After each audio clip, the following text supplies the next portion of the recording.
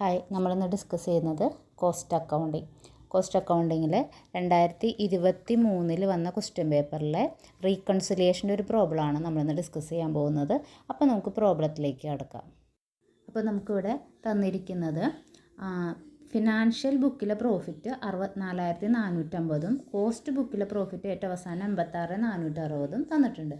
ഏത് രീതിയിൽ വേണമെങ്കിലും ചെയ്യാം. ഒന്നില്ലെങ്കിൽ ഫിനാൻഷ്യൽ ബുക്കിൽ സ്റ്റാർട്ട് ചെയ്തിട്ട് നമുക്ക് കോസ്റ്റ് ബുക്കിലേക്ക് എത്തിച്ചേരാം, അല്ലെങ്കിൽ കോസ്റ്റ് ബുക്കിലെ പ്രോഫിറ്റിൽ സ്റ്റാർട്ട് ചെയ്തിട്ട് ഫിനാൻഷ്യൽ പ്രോഫിറ്റിലേക്ക് എത്തിച്ചേരാം. അപ്പോൾ എങ്ങനെ ചെയ്താലും നമ്മൾ ശ്രദ്ധിക്കേണ്ടത് നമ്മൾ കിട്ടേണ്ട ഐറ്റം. ഇപ്പോൾ ഫിനാൻഷ്യൽ ബുക്കിലാണ് നമ്മൾ സ്റ്റാർട്ട് ചെയ്യുന്നത് എങ്കിൽ, അതായത് ഫിനാൻഷ്യൽ പ്രോഫിറ്റിലാണ് നമ്മൾ ക്വസ്റ്റ്യൻ സ്റ്റാർട്ട് ചെയ്യുന്നത് എങ്കിൽ നമ്മൾക്ക് കിട്ടേണ്ടത് കോസ്റ്റ് പ്രോഫിറ്റാണ് കിട്ടേണ്ടത്. അപ്പോൾ നമ്മൾ എത്തിച്ചേരേണ്ടത് എവിടേക്കാണ്? കോസ്റ്റ് പ്രോഫിറ്റിലേക്കാണ്. ഇനി നമ്മൾ ശ്രദ്ധിക്കേണ്ടത് ഓരോ ട്രാൻസാക്ഷൻ എടുക്കുമ്പോഴും നമ്മൾ ഫിനാൻഷ്യൽ ബുക്കിലാണ് തുടങ്ങിയേക്കണത് കേട്ടോ. ഫിനാൻഷ്യൽ ബുക്കിൽ തുടങ്ങി നമുക്ക് എത്തേണ്ടത് കോസ്റ്റ് ബുക്കിലാണ്. അപ്പോൾ അതിന് ശേഷം നമ്മളിന്നെ ഓരോ ട്രാൻസാക്ഷൻ എടുക്കുമ്പോഴും എത്തിച്ചേരേണ്ട ഐറ്റം കൂടിയാണ് നിൽക്കുന്നതെങ്കിൽ അതിൻ്റെ ഒപ്പം നമ്മൾ എന്ത് ചെയ്യുക, അത് ആഡ് ചെയ്യണം. എത്തിച്ചേരേണ്ട ഐറ്റം കുറഞ്ഞാണ് നിൽക്കുന്നതെങ്കിൽ ലെസ് ചെയ്യണം. അതായത് ഫിനാൻഷ്യൽ ബുക്കിൽ സ്റ്റാർട്ട് ചെയ്താൽ നമ്മൾ എത്തിച്ചേരേണ്ടത് കോസ്റ്റ് ബുക്കിലാണ്. അപ്പോൾ ഓരോ ട്രാൻസാക്ഷൻ എടുത്ത് നോക്കുക. കോസ്റ്റ് ബുക്ക് കുറഞ്ഞാണ് നിൽക്കണമെങ്കിൽ കോസ്റ്റ് ബുക്കിലെ പ്രോഫിറ്റ്, കോസ്റ്റ് ബുക്ക് എന്ന് പറഞ്ഞാൽ എന്താ? കോസ്റ്റ് ബുക്കിലെ പ്രോഫിറ്റ് കുറഞ്ഞാണ് നിൽക്കണമെങ്കിൽ നമ്മൾ ആ ഐറ്റം ഫിനാൻഷ്യൽ ബുക്കിൽ നിന്ന് കുറയ്ക്കണം. കോസ്റ്റ് ബുക്കിലെ പ്രോഫിറ്റ് കൂടിയാണ് നിൽക്കണമെങ്കിൽ ആ ഐറ്റം കൂട്ടണം. എന്നാൽ മാത്രമേ നമുക്ക് എന്തിലേക്ക് എത്തിച്ചേരാൻ പറ്റുള്ളൂ? ഫിനാൻഷ്യൽ ബുക്കിൽ തുടങ്ങി കോസ്റ്റ് ബുക്കിലേക്ക് എത്തിച്ചേരാൻ പറ്റുള്ളൂ. ഇനി കോസ്റ്റ് ബുക്കിൽ തുടങ്ങിക്കഴിഞ്ഞാൽ നമ്മൾ എത്തിച്ചേരേണ്ടത് എവിടെയാണ്? ഫിനാൻഷ്യൽ പ്രോഫിറ്റിലേക്കാണ്. ഇവിടെയും സെയിം റൂൾ തന്നെയാണ് നമ്മൾ ഫോളോ ചെയ്യേണ്ടത്. ഓരോ ട്രാൻസാക്ഷൻ എടുക്കുക, ആ ട്രാൻസാക്ഷൻ വരുന്നത് മൂലം നമുക്ക് എത്തിച്ചേരേണ്ട ഐറ്റം കുറഞ്ഞാണ് നിൽക്കണമെങ്കിൽ കുറയ്ക്കണം, കൂടിയാണ് നിൽക്കണമെങ്കിൽ കൂട്ടണം. ഇനി നമുക്ക് പ്രോബ്ലത്തിലേക്ക് കടക്കാം. Profit as per financial book. നമുക്കറിയാം, പ്രോഫിറ്റ് ആസ് പെർ ഫിനാൻഷ്യൽ ബുക്കിലാണ് നമ്മൾ സ്റ്റാർട്ട് ചെയ്യണമെങ്കിൽ അവസാനിപ്പിക്കേണ്ടത് ഏതിലാണ്? കോസ്റ്റ് പ്രോഫിറ്റിലാണ് നമ്മൾക്ക് എത്തിച്ചേരേണ്ടത്. ഇനി കോസ്റ്റ് പ്രോഫിറ്റിലാണ് നമ്മൾ സ്റ്റാർട്ട് ചെയ്യണമെങ്കിൽ നമ്മൾ എത്തിച്ചേരേണ്ടത് ഫിനാൻഷ്യൽ പ്രോഫിറ്റിലാണ്. അപ്പോൾ നമ്മളിവിടെ ശ്രദ്ധിക്കേണ്ട കാര്യം, കോസ്റ്റ് പ്രോഫിറ്റ് ആയാലും ഫിനാൻഷ്യൽ പ്രോഫിറ്റ് ആയാലും ഏതിലേക്കാണോ നമ്മൾക്ക് എത്തിച്ചേരേണ്ടത്, തുടങ്ങണതല്ല, നമ്മൾക്ക് കണ്ടുപിടിക്കേണ്ടത് ഏതാണോ ആ കണ്ടുപിടിക്കേണ്ട ഐറ്റം ഓരോ ട്രാൻസാക്ഷൻ എടുത്ത് നമ്മൾ നോക്കുമ്പോഴും ആ ട്രാൻസാക്ഷൻ മൂലം രണ്ട് പ്രോഫിറ്റിലും എന്ത് വ്യത്യാസം വന്നു നോക്കണം. അപ്പോൾ നമ്മൾ സ്റ്റാർട്ട് ചെയ്ത ഫിനാൻഷ്യൽ പ്രോഫിറ്റാണ്, നമുക്ക് എത്തിച്ചേരേണ്ടത് കോസ്റ്റ് പ്രോഫിറ്റാണ്. നമ്മളപ്പോൾ ശ്രദ്ധിക്കേണ്ടത് കോസ്റ്റ് പ്രോഫിറ്റിന് എന്ത് സംഭവിച്ചു എന്നുള്ളതാണ് കൂടുതൽ ശ്രദ്ധിക്കേണ്ടത്. അപ്പോൾ കോസ്റ്റ് പ്രോഫിറ്റിന് അത് കൂടിയാണ് നിൽക്കണമെങ്കിൽ അത്രയും കൂട്ടണം, കോസ്റ്റ് പ്രോഫിറ്റ് കുറഞ്ഞാണ് നിൽക്കണമെങ്കിൽ അത്രയും കുറയ്ക്കണം. അപ്പോൾ ആദ്യത്തെ ട്രാൻസാക്ഷൻ നോക്കാം. ആദ്യത്തെ ട്രാൻസാക്ഷൻ എന്താണ്? Over recovery of administrative overhead in cost account. Cost അക്കൗണ്ടിൽ അഡ്മിനിസ്ട്രേറ്റീവ് ഓവർഹെഡ് കൂടുതലാണ് കാണിച്ചേക്കുന്നത്. അപ്പോൾ അഡ്മിനിസ്ട്രേറ്റീവ് ഓവർഹെഡ്, ഫാക്ടറി ഓവർഹെഡ്, എന്ത് ഓവർഹെഡ് ആയിക്കോട്ടെ അത് കൂടുതലാണ് നമ്മളിവിടെ കാണിച്ചേക്കുന്നത്. എവിടെ കാണിച്ചേക്കുന്നത്? കോസ്റ്റ് അക്കൗണ്ടിൽ. ഓവർഹെഡ് എന്ന് പറഞ്ഞാൽ എന്താണ്? ചിലവാണ്. ആ ചിലവ് കൂടുതൽ കാണിക്കുക എന്ന് പറഞ്ഞാൽ എന്ത് സംഭവിക്കും? കോസ്റ്റ് പ്രോഫിറ്റ് കുറയും. എന്ത് സംഭവിക്കും? കോസ്റ്റ് പ്രോഫിറ്റ് കുറയും. എന്ത് കൂടി നിൽക്കും? ഫിനാൻഷ്യൽ പ്രോഫിറ്റ് കൂടി നിൽക്കും. കാരണം ഇവിടെ over recovery of administrative overhead in cost അക്കൗണ്ടാണ്. കോസ്റ്റ് അക്കൗണ്ടിങ്ങിൽ ഓവർ റിക്കവറിയാണ് കാണിച്ചേക്കുന്നത്, അതായത് കൂടുതലാണ് കാണിച്ചേക്കുന്നത്. 850 രൂപ. അത്രയും രൂപ ഓവർഹെഡ്, അതായത് ചിലവ് കൂടുമ്പോൾ നമ്മുടെ പ്രോഫിറ്റിന് എന്ത് സംഭവിക്കും? കുറയും. അപ്പോൾ കോസ്റ്റ് പ്രോഫിറ്റ് അത്രയും എന്ത് സംഭവിച്ചു? കുറഞ്ഞു.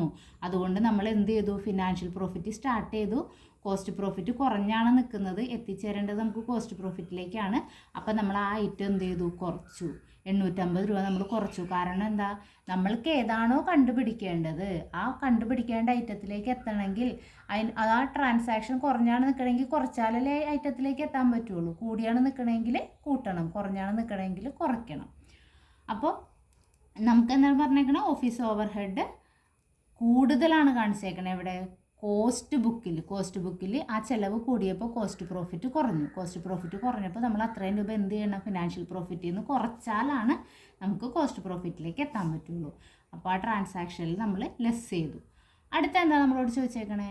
Loss due to obsolescence charged in financial account. Loss due to obsolescence, financial അക്കൗണ്ടിൽ ഒരു ലോസ് സംഭവിച്ചു. എവിടെ സംഭവിച്ചേക്കണേ? Financial അക്കൗണ്ടിങ്ങിലാണ് loss സംഭവിച്ചേക്കണേ. കോസ്റ്റിങ്ങിൽ അപ്പോൾ ഒരു വ്യത്യാസവും വന്നിട്ടില്ല.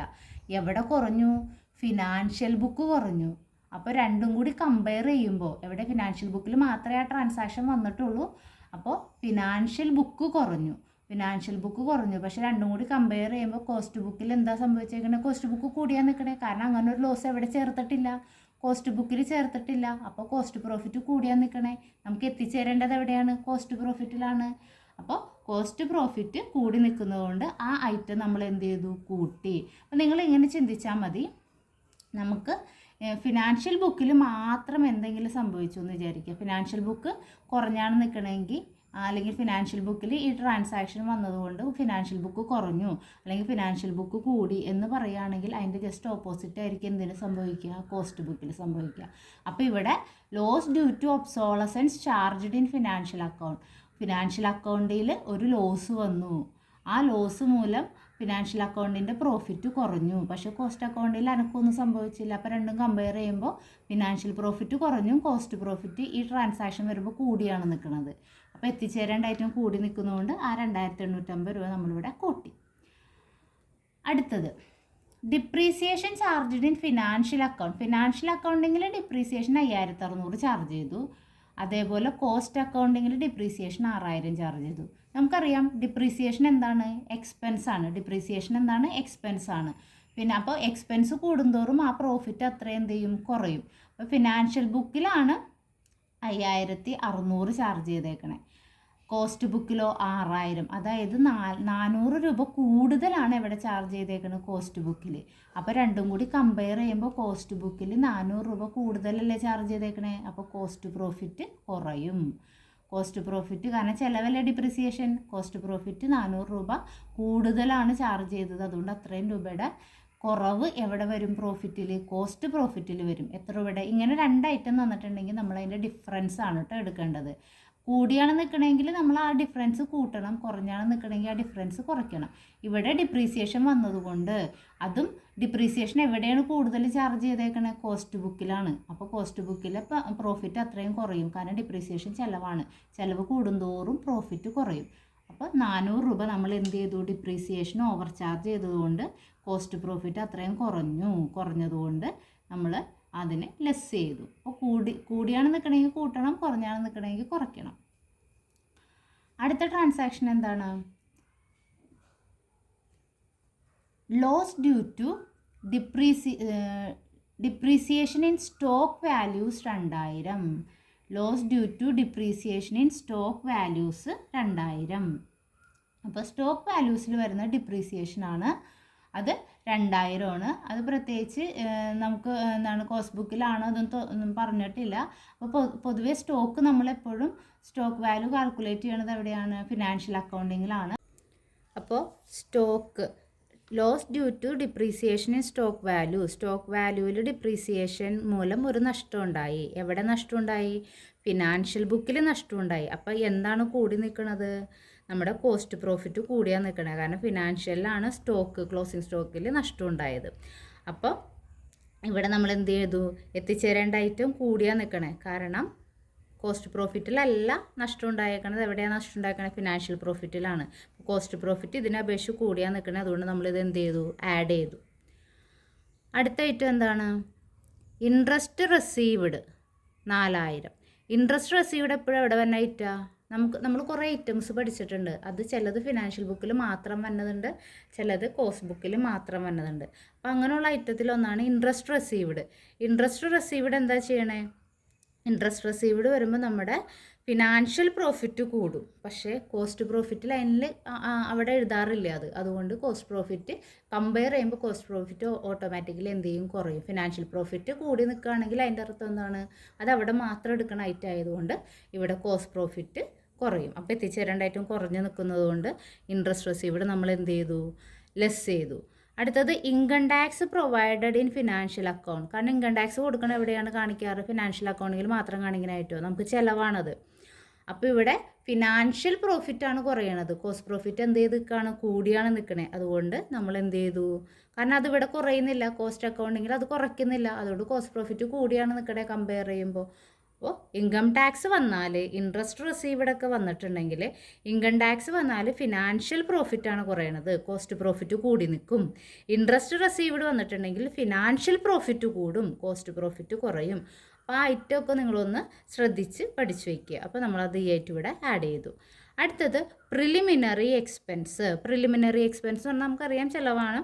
പ്രിലിമിനറി എക്സ്പെൻസ് എപ്പോഴും എവിടെ കാണിക്കുന്ന ഐറ്റാണ്, നമ്മളുടെ ഫിനാൻഷ്യൽ അക്കൗണ്ടിങ് കാണിക്കുന്ന ഐറ്റമാണ്. അപ്പോൾ പ്രിലിമിനറി എക്സ്പെൻസ് വരുമ്പോൾ എന്ത് പ്രോഫിറ്റാണ് കുറയണേ, നമ്മുടെ ഫിനാൻഷ്യൽ പ്രോഫിറ്റാണ് കുറയണേ. അപ്പോൾ ഓട്ടോമാറ്റിക്കലി കോസ്റ്റ് പ്രോഫിറ്റ് എങ്ങനെയായിരിക്കും നിൽക്കണേ, കൂടിയായിരിക്കും നിൽക്കുന്നത്.